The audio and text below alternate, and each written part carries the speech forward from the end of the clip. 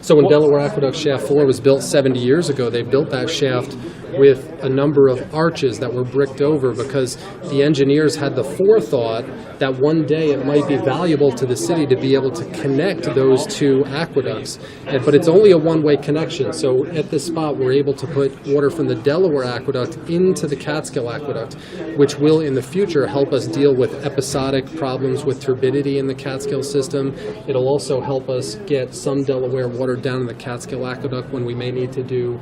some work upstream of that connection. So one of the pieces of brilliance of the city system is that there's a lot of flexibility within it, and by connecting those two aqueducts we've added another piece of flexibility within an already flexible system so that we can constantly be sending the best quality water, and also it allows us some flexibility to do anything from regular inspections to maintenance, and that's why that's there. There were some trees that were taken down there in Gardiner.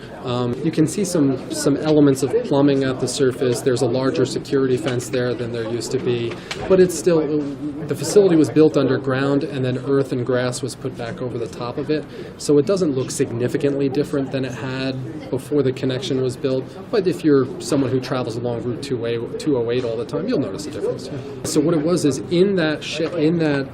chamber there at the shaft, there were blind flanges on the end of pipes that essentially they took off and then built those pipes from the Delaware Aqueduct shaft over to the Catskill Aqueduct and built connections into the Catskill Aqueduct so that they could essentially